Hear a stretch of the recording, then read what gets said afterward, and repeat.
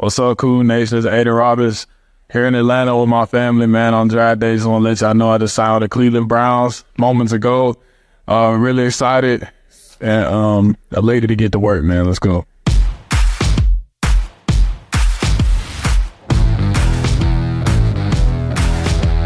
Welcome to the Dogs Podcast with your hosts, Blake Reneker, Justin Charles, and Josh All. What's up, Browns fans? Welcome back to another episode of the Dogs Podcast. Super excited for today's episode. Very special. We've got a very special guest joining us.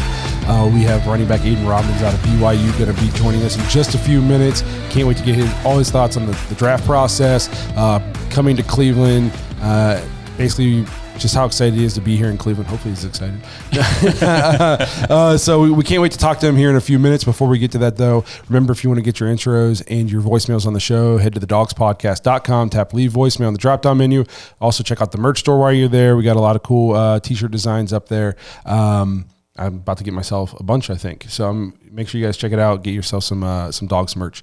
If you're watching on YouTube, please like and subscribe. Make sure you tap the notification bell so you don't miss any of the new episodes. We're trying really hard to get to 10,000 subscribers before the start of the season. That's a big goal of ours. So if you have already subscribed, we appreciate your support. And if you haven't yet, please do so. You can also find us on all the major social media platforms. Just search at the Dogs Podcast. And you can also just listen to the show if you prefer on Apple, Spotify, and Google. Lastly, if you're looking for more Dogs content, head to jointhedogs.com. Become an official Dog Pack member on the Patreon page. You get access to the private Discord, extra episode every week. You might get to come in the studio and hang out with us sometime like we had for the draft party. We had 3 Dog Pack members in here. We've met multiple Dog Pack members in different cities. I've went to a game with one of them before. Justin's met a couple Dog Pack members up at games. Kenny Mack met Dog Pack members in Indy. So, I mean, it's pretty... It spans kind of the country now and a little bit of the globe. I haven't met anybody from Europe yet, but maybe one day. I'm European. We got some people in Scotland, all that good stuff. So if you want to hang out with Browns fans from all over the world, kind of an online Browns backers club that goes all year round, and it's way more than just Browns football. It's all sports, all Cleveland sports, all sports in general. A lot of SEC fans in there, Ohio State fans, obviously. It's just a good time for everybody involved. So you get to play fantasy football with us in the off season or during the season, which is a ton of fun. We usually have 4 leagues. Kenny Mack had to lead one for us, and a dynasty league now. That's going to be going on their second year. So It's a good time for everybody in there. We've really built up a good community. It's probably my favorite thing about doing the show. So if you want to be a part of that, head to jointhedogs.com, become an official Dog Pack member. So like I mentioned in the open, we're joined by a very special guest today, the newest Browns running back, Aidan Robbins out of BYU. Hey, man, we appreciate you taking time to be here. Are you in the Eastern time zone now? Are you still out west? Where are you these days? No, I'm in Atlanta with my family right now. Okay, cool. So we're not... We're not interrupting too much of your day then, so that's good. Just a little background. People who didn't catch our episode on Aidan earlier in the off season, last couple of years at college, 1,500 rushing yards, 4.8 yards a carry, 10 touchdowns, did it at UNLV and then at BYU last year.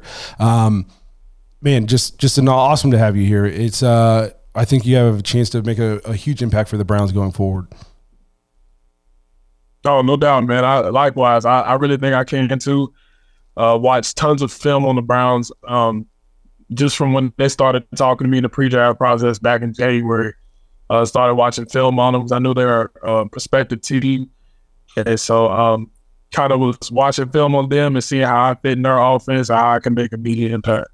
Well, I guess that'll kind of jump ahead a little bit, but how many times did you actually meet with the Browns or have calls or whatever with the team before, during the process?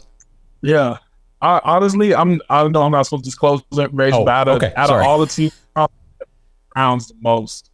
I talked to probably 75-80% of the league, and the Browns definitely were like the top, as far as contacting me for sure. All right, that's fair. I mean, your play style, and we'll get into all this, but dude, it fits. Like it fits with the Browns, it fits with Cleveland, it fits with what we want to do on offense. So this is very exciting. Yeah, man. I've talked on the phone with Coach Staley a few times, and that's kind of what he was reiterating. And I'm excited to get in there, get to learn the system, get to know the coaches, get to know the players, get to know all the staff. I'm kind of in the process of doing that right now. Get to learn Coach Stefanski and get to work, man. So we just kind of touched on your pre-draft process a little bit. I was just kind of a fun question I just thought of, and you can, if you're not allowed to share or you don't want to, that's okay too. When you're going through this draft process, what is like the interview process with these teams? Like, what was the craziest, weirdest question? You always hear about these off the wall questions. Do they ask you anything like just like really silly or off the wall that caught you off guard? You hear about some of these questions sometimes and you're like, why would they ask that? No, I would say it's a wide variety of questions that they ask you. You know, they ask you things from what do your parents do, how'd you grow up, to do you have a girlfriend? If we draft you, she gonna come with you? And that was probably the question that threw me off the most, because I was like, oh, like why does that matter? But I understand everything matters in this process, man. Like, these guys are doing FBI background checks. Everything matters. So you have to answer truthfully. You can't say anything, you know, you can't tell a story, you can't tell a fib, because I mean, they will find out regardless. So yeah, I mean, it's a job interview, man. A very extensive job interview. And so, yeah, they ask you everything, man, literally. So I found your nickname is A-Train. That's what everybody's calling you, man. So how did that come about? And then who gave you that nickname, if you can remember? I would say they first started calling me that in middle school. That's when I started playing running back. I want to say my parent gave it to me. It's awesome. Just off the top of my head. I started playing running back in middle school, and I run like a train. I'm straight in, and that's just kind of it just stuck. What were you in middle everybody's school? been calling me like 6 feet, 200 pounds in middle school. So I guess I was a big kid, man. I'm actually gonna tell y'all a story. When I first started playing football, so that's what I'm saying. I didn't start playing running back until middle school. So before that, I was in little league, right? Like playing, you play for your town or your city or whatever. So when I was in little league, back in Kentucky, they have a weight limit. So like if you're over, this certain amount of weight, you can't run the ball. So all my years, I always been overweight. Never could run the ball, but I was always one of the fastest people on the team. So like, coach would throw me back and running back and practice or something just to see how I do. But yeah, I was always on offense. I'd always have to play O-line, but then on defense, you can play anything. So I would play guard or tackle on offense and play free safety on defense. So you don't see that very often. And then in middle school, it finally was real football, and so there was no weight limit or nothing. So I just went back there and started playing running back, and it was a natural gift for me. We had weight limits in our league too, and I was also over the weight limit, but I unfortunately was not one of the fastest kids on the team. So you were playing guard and guard. Those were tough days, man. I remember the summer waves, dude. I used to have to strip down to my boxes, man. I'm praying I'm under the weight limit. And I look at the scale. I'm like, I don't know why I'm surprised. I remember it was going into my 6th grade year. We had different color stripes for your helmet if you were over the weight. And all off season, my coach said, if you're underweight, you can at least play fullback. And I was so excited. And then it was weigh-in day, and I got a red stripe. And I was like, well, it was like the most depressing day of my youth. I'd just go play guard the rest of my life. Bro, my daddy used to put me on the treadmill. I used to try to lose weight, everything. It just, it didn't work out for me. I was a big kid. I wasn't fat now, but I was a big kid. I wish I could say the same. So we kind of talk about how big you've been, your whole life, bigger kid in middle school. Now obviously, if for the people watching who don't know, I mean, 6'2", 235 pounds. If correct me if I'm adding pounds to you. I don't want to make you look, but just huge bruising running back. And that's kind of the style of football you play. But one thing we wanted to touch on was your ability to catch passes. You had 23 catches, 125 yards, and a score in 2022. Do you think that's kind of like an underrated part of your game, catching the ball out of the backfield? Yeah, definitely. I feel like I'm pretty versatile. I feel like I can do everything, man. Anything a smaller back can do, I feel like I can do that as well. That's why I like when I'm studying running backs, I study smaller guys. Obviously, I study guys that, share the same vitals as me, Derrick Henry, Eddie George, Latavius Murray, guys like that. But I also like to study smaller backs, Barry Sanders, Alvin Kamara, Christian McCaffrey, and just, see how their game can translate to my game, just making me a better back all around. We didn't really utilize the running back a whole lot in the pass game this past season at BYU. So obviously you didn't see a ton of like stats in that regard, but I definitely feel like I can make an impact in the passing game as well. I was going to say, one of the things that I was reading about you, and they were talking about, Aidan Robbins is declaring for the draft, BYU, what are they going to do at running back next year? And they were really focusing, what I was reading about, your pass protection. And I thought, that is key. Like, that is a big way for you to get on the field early on in the NFL and really make your impact. So talk a little bit about pass protection and how you think you do in that, aspect of the game. Yeah, absolutely. I mean, you kind of, when you're talking about pass protection as the running back, you kind of have to switch that mentality and go from a running back to a linebacker. I had offers out of high school to play linebacker at SEC schools. So it's just like, I'm not afraid to go fit up a linebacker because they just as big as me. Yeah.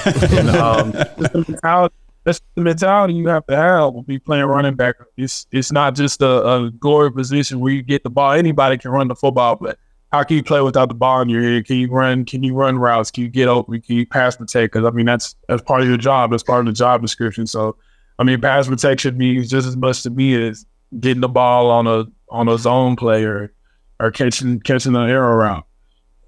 I think that's a good way to become kind of like an every down back. Is you always hear, especially younger players, is they don't the pass protection's where they're lacking, so we can't have them on the field and obvious passing situations, that kind of stuff. So I think if you're a willing blocker and it's something you can pick up quickly, like Josh said, it's a great way to get on the field early and often when you get to the league. This episode is brought to you by Omaha Steaks. Browns fans, Mother's Day is coming up, and if you are having a cookout or a get-together with friends and family and whatever, you want to make sure you have the best food available, and that's Omaha Steaks. Head to omahasteaks.com/dogs right now. They're doing their spring sale, 50% off site-wide. Plus, you know it, you get $30 off your order when you use promo code DAWGS, DAWGS, when you check out. Get all the good stuff for Mother's Day. Grill out some steaks, burgers, chicken, jumbo franks, brats. They've got seafood. They've got appetizers. They've got desserts. They even have wine. Everything you need for a great Mother's Day cookout or just any cookout this spring. Make sure you get it from Omaha Steaks. They've got the best stuff and the best prices. This is a great deal. You cannot get better food for this deal in the stores. The stores are just screwing us right now. This is awesome. Take advantage. I've been promoting Omaha Steaks for like 3 or 4 years now because I love them. I buy their stuff all the time. The freezer always has Omaha Steaks. I don't even know what's in there half the time. We just pull it out and start eating because it's so good. Give it a try if you haven't, and if you already have, you know how great it is.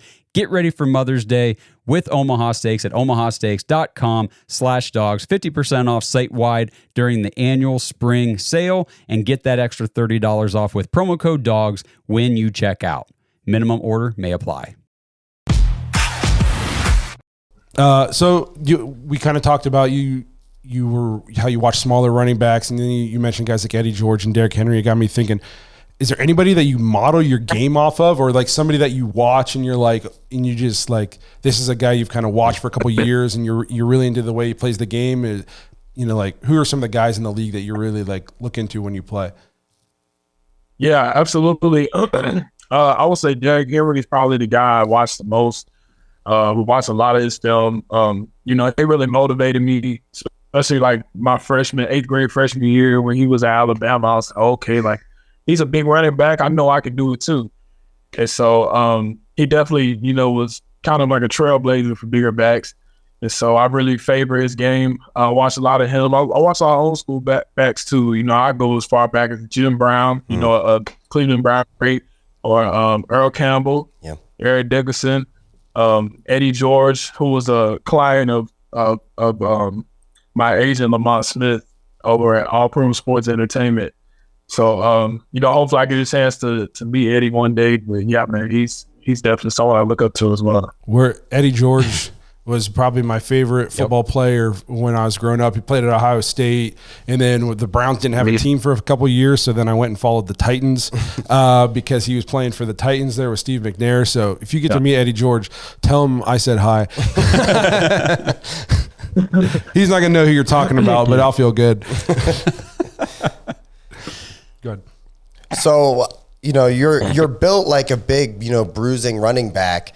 But when we watch the film and like we see this great vision and like good speed, and I don't see like, do you prefer like contact, or are you more of a finesse running back? Because I think you could probably lay the wood on people. We've definitely seen both. Yeah, you know what I mean? But like, what do you prefer? Honestly, I prefer to score touchdowns. Yeah, okay. It doesn't matter to me, man. And, I just love having the ball in my ears. If someone gets in my way, it's like, okay, well, this person's stopping me from trying to get where I want to go. So, whatever you got to do, make them miss or run them over, whatever it is. In my eyes, I just have to fall forward. And so that's just kind of how I think as a running back. And, definitely don't want to be like a one-dimensional guy. Mm-hmm. But, I definitely like to be physical. I think physicality is a big part of my game, for sure. I will say just, it's not so much a question, just wanted to tell you, like, just from watching some film on you and stuff, it's very impressive for me when I see a human being the size that you are be able to make a quick cut and go. And that's what impressed me some of the most watching you is your vision, like Justin said, you would see where the lane would open up, and maybe it's not where you were supposed to be going, but you could see it and you put your foot in the ground and you went. And like your game speed is very quick. Yeah, for sure. I appreciate that. That's just obviously that's a testament to the, God, if I'm to be good at what I do.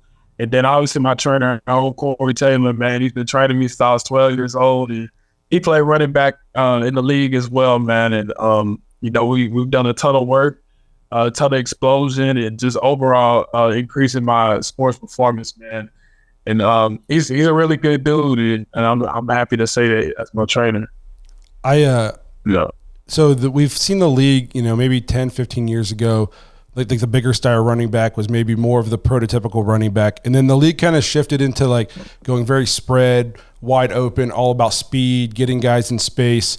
But now you're seeing these rules on the defensive side of the ball. You can't hip drop tackle anymore. So it's gonna be tough to tackle guys from behind. You're seeing defenses go a lot smaller, especially in the linebacker area, because they need these sideline to sideline guys to cover in space. So do you think like the rules and the way the game is kind of shifted to speed opens up now? Like there's gonna be a transition back to the bigger and back now that the defense. You're bigger than most of the linebackers you're going to be going against, or at least a lot of them. The DBs don't want to come up and try to tackle you head on. They're not allowed to tackle you from behind anymore. Like, do you think the game is kind of transitioning and opening up to the bigger style running back kind of coming back and having an impact on the game again? Yeah, I definitely think that we're making a comeback in a way. Obviously, there's not an abundance of big backs like there was, back in the day. Mm-hmm. But, it's almost like when there is one, you got to be the unicorn type of guy. And especially for the Browns, man, it's a rugged offense, it's a rugged city, blue collar, man. Blue collar conference is what the AFC North is no joke, man. And I really feel like having big backs like D Foreman and myself, that can help, open up the pass game and help open it up for the smaller backs to come in and make an impact as well. So was it just Derrick Henry signing with the Ravens? Is that why you picked Cleveland?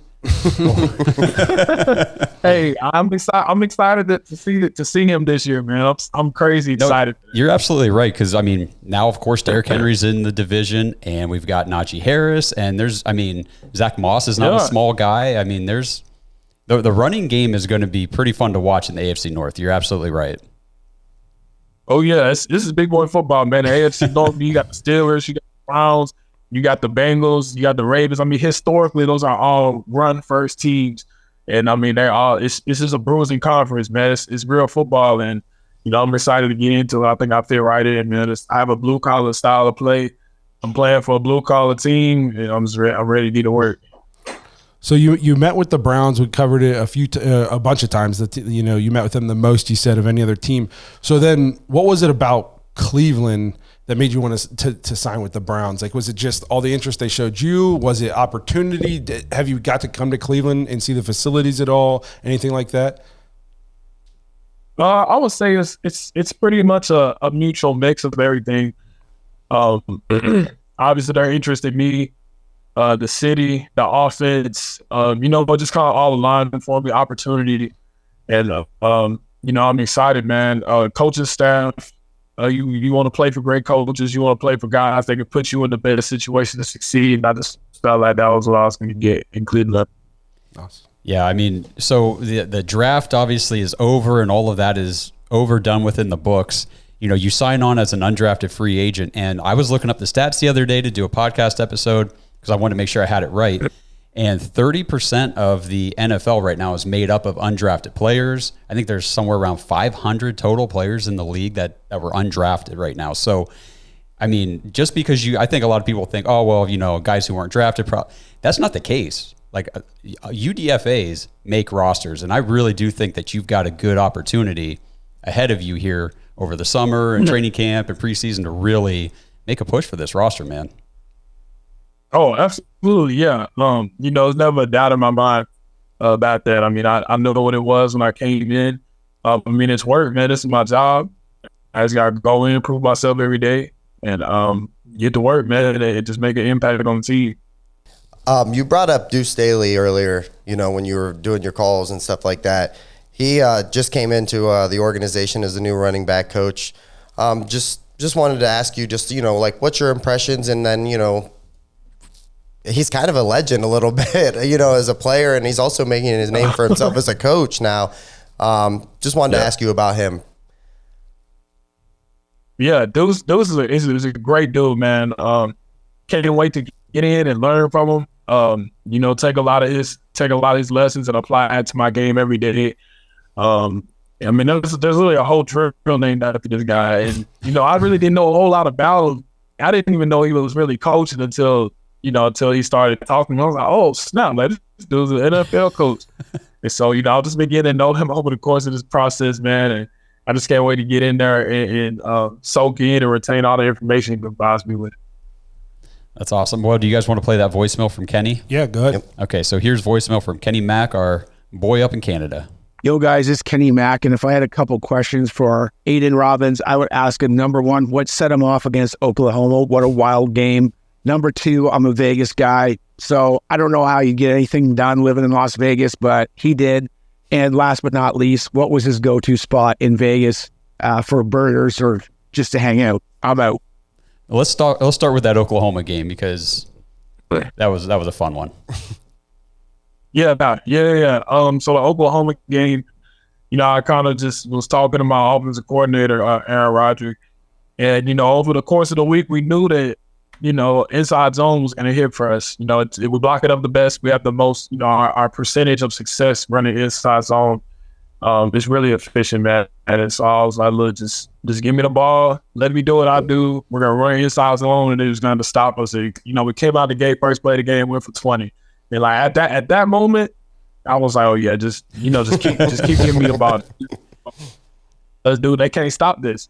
And so we just kept running inside zone, literally same play, man, same play, and they just couldn't stop it. It wasn't nothing different. We didn't change up any schemes. We just ran inside zone, and they just couldn't stop it. Simple as that. It was a man on man, and you guys outmanned them.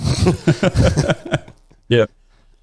So like Kenny said, then you're in Las Vegas for school. How do you get anything done? Because I went to Las Vegas a couple times and I didn't do anything productive. I'm telling you, man, Vegas is a very special place, dude. It's a very special place. You can lose a lot, but you can gain a lot in Vegas. And for me, I kind of saw it as an opportunity for me to change the course of my career. Take advantage of the opportunity that was given to me by Coach Arroyo, believing in my talents, my abilities to come in and, be that guy for him. And so, I kind of took that as a challenge and went in. Obviously there's a lot of outside doors.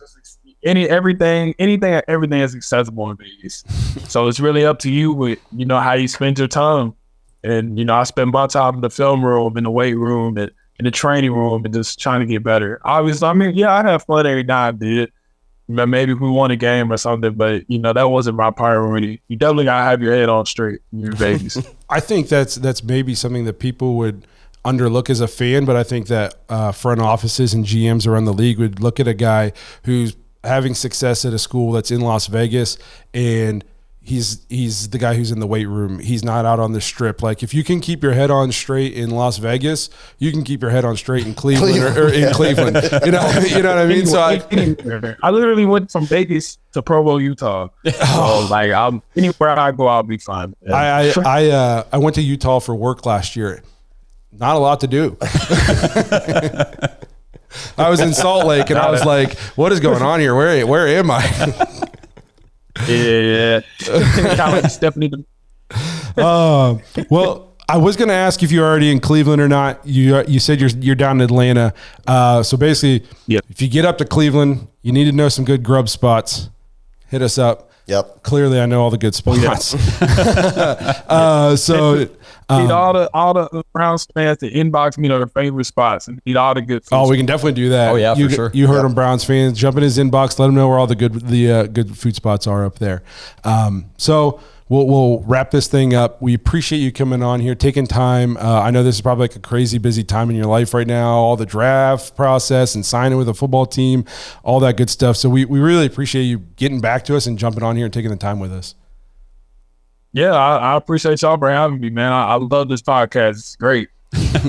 Well, we appreciate you being here. Hopefully we'll get to catch you in person up at camp. We usually get up to camp at least once or twice a year. So hopefully we can run into you up there, say what's up, and we can't wait to watch you in the brown and orange this year. Yeah, no doubt, man. I can't wait to meet y'all in person, man. Dog pound, go Browns. Well, we want to give a huge thank you to Aidan Robbins for being here with us today, joining us on the show. We love having Browns players on. We appreciate you getting back to us in such a timely manner, coming in, hanging out with us when you just now got to the team. I'm sure it's a busy time, so we're greatly appreciative of his time today joining us. Hopefully you guys all enjoyed the interview, and hopefully we get to see him in Cleveland, for a long time coming, scoring a lot of touchdowns for the Browns. Again, we appreciate everybody who's been watching, hanging out with us throughout the offseason. Hopefully we can snag a couple more Browns interviews for you guys heading into the offseason and heading into the thick of training camp, stuff like that. We appreciate you guys being here, always supporting the show. One more thank you to Aidan, and everybody have a good week. Thanks for listening to another episode of the Dogs Podcast. Make sure you subscribe on YouTube and follow us on Twitter at The Dogs Podcast. Get your thoughts on the show at thedogspodcast.com.